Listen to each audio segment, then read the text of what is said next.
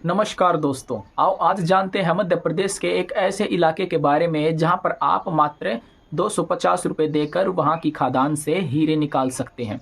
आओ जानते हैं कि ये खदान मध्य प्रदेश के किस इलाके में है। यहाँ पर हम दो खदानों के बारे में जानते हैं। एक तो जो सरकारी खदान होती है NMDC, national minerals development corporation limited, जो सरकार चलाती है। इसका सारा काम सरकार के अंडर होता है। उथली खदान वो खदान है जिसमें लोग कम पैसे लगाकर वहाँ पर खुदाई करते हैं। और ये खदान ऐसी खदान है, यहाँ पर यदि आपको हीरा मिलना चाहे तो पहले दिन ही मिल सकता है, नहीं तो आपको साल भी बीत सकते हैं हीरा ना मिले। वो आपके लक पर डिपेंड करता है कि आपका लक उसमें कितना साथ देगा। और जो बड़ी खदानें होती हैं उनमें अमाउंट ज़्यादा लगता है, यानी कि 15 से 20 लाख रुपए आप दो और वहाँ पर खुदाई कर सकते हो। और जो ये उथली खदान होती है इसमें मात्र 250 रुपये से 300 तक रुपये लगते हैं और यहाँ पर आप खदान में काम कर सकते हो। और आप एक दिन में जितना चाहे खोदो और यदि आपका लक होगा तो आपको हीरा मिल सकता है। जो अधिकतर आम लोग होते हैं, गांव के होते हैं, वो अधिकतर उथली खदान में काम करना पसंद करते हैं क्योंकि इस खदान का बजट काफ़ी सस्ता होता है। और जो लोग यदि बड़ी खदान में काम करना चाहें तो उनको बड़ा अमाउंट देना होगा। ये आप पर डिपेंड करता है कि आप अमाउंट इसमें कितना लगा सकते हैं। मध्य प्रदेश के पन्ना में बृहस्पति कुंड के पास एक खदान है जिसकी गहराई है 10 से 15 फीट गहरी। और ये खदान उथली खदान है। यहाँ पर बहुत से लोग दिन में काम करते हैं। ऐसा कहा जाता है कि जो उथली खदान होती है यहाँ पर 15 से 20 फीट की गहराई में हीरा आपको मिल सकता है। और जो बड़ी खदानें होती हैं उन खदानों में 50 से 60 फीट जाकर हीरा मिलता है। वो खदानें गहरी होती हैं उथली खदान की बजाय। बहुत से लोग तो इन खदानों से छोटे छोटे ग्रेवल्स को इकट्ठा करते हैं और किसी टोकरी की मदद से उन ग्रेवल्स को अपने घर तक ले जाते हैं।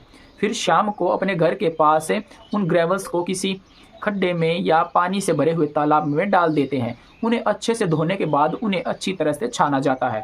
जो कंकर अच्छी तरह से धुल जाते हैं वो दूर से ही नज़र आने लगते हैं कि ये कंकर हैं, और यदि उनमें हीरा होगा तो वो दूर से ही चमकने लग जाएगा। इस तरह से हीरे की छटाई इन कंकरों से की जाती है। इन्हीं छोटे छोटे ग्रेवल्स के अंदर मिलते हैं बेशकीमती हीरे, जो कि इन्हें अच्छे से साफ करके जांचने के बाद निकाले जाते हैं। मध्य प्रदेश के पन्ना का ये इलाका ऐसा इलाका है, यहाँ पर आप खेती नहीं कर सकते क्योंकि ज़्यादा मात्रा में कंकर वगैरह होने की वजह से, पहाड़ी एरिया होने की वजह से यहाँ पर खेती होती ही नहीं। बुंदेलखंड का ये इलाका ऐसा इलाका है कि यहाँ पर कई बार सूखा भी पड़ जाता है और सूखा पड़ने के कारण पीने के पानी की भी समस्याएं खड़ी हो जाती हैं।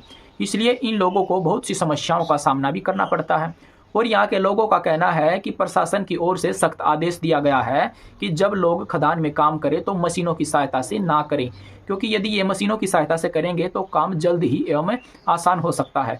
इनका काम आसान न हो इसलिए प्रशासन ने मशीनों की सहायता से काम करने से सख्त इनकार किया है, जिसके कारण लोगों को खुद खुदाई करनी पड़ती है और लेबर भी लगानी पड़ती है। जिस तरह से दाल से कंकर निकाले जाते हैं उसी तरह से कंकरों से छटाई करके हीरे को निकाला जाता है। ये जरूरी नहीं कि आपको हर बार डायमंड मिले, आपको खाली हाथ भी लौटना पड़ सकता है पूरा दिन मेहनत करने के बाद। बहुत से लोगों को तो कई महीने भी बीत जाते हैं लेकिन डायमंड नहीं मिलता। ग्रेवल्स को धोने के लिए बड़े बड़े गड्ढे बनाए जाते हैं और फिर उनमें पानी भरा जाता है। पानी भरने के बाद उन ग्रेवल्स को अच्छी तरह से धोया जाता है और फिर उनमें से छटाई करने के बाद डायमंड की तलाश की जाती है। और कई बार बारिश ज्यादा होने के कारण जो गड्ढे ये खुद बनाते हैं वो तो भर ही जाते हैं और जो खदान होती है उनमें भी पानी भर जाता है।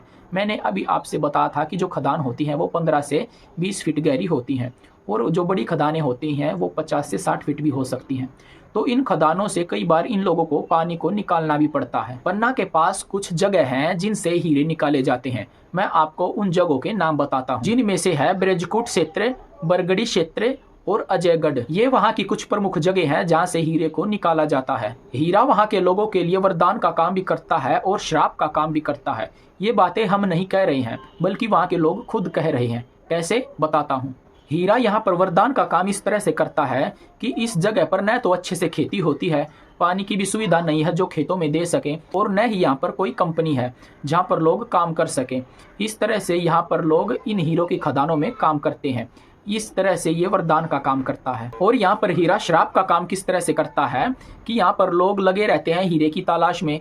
कई बार तो लोगों को कई महीने बीत जाते हैं लेकिन हीरा दिखने को भी नहीं मिलता। उन लोगों को पूरा दिन वहीं पर लगा रहना पड़ता है और बहुत से लोगों को तो लेबर का भी खर्चा देना पड़ता है। उन लोगों को यदि हीरा मिल गया तो विकास होगा, यदि हीरा नहीं मिला तो विनाश तो जरूर होगा। ज्वेलरी की बहुत सी दुकानों में आज भी नकली हीरे बेचे जा रहे हैं, क्योंकि जब भी आप हीरा खरीदे तो उसकी अच्छे से जांच करके ही खरीदे।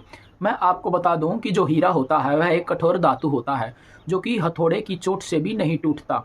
वैसे आपको हीरे के बारे में जानकारी हो तो आप हीरा खरीदिएगा, यदि आपको जानकारी नहीं हो तो आप हीरा मत खरीदिएगा, क्योंकि मार्केट में आज के समय में कांच की बोतल से भी हीरे बनाए जा रहे हैं और उन्हें अच्छे से इस तरह से पॉलिश कर दिया जाता है आप उसे पहचान नहीं पाएंगे कि ये हीरा असली है या नकली है। वैसे आपको हीरे के बारे में ये जानकारी कैसी लगी कमेंट करके जरूर बताना और वीडियो को लाइक शेयर सब्सक्राइब जरूर कर देना। वैसे क्या कभी आप यहाँ पर हीरा निकालने जाना चाहते हैं, ये भी कमेंट करके जरूर बताना।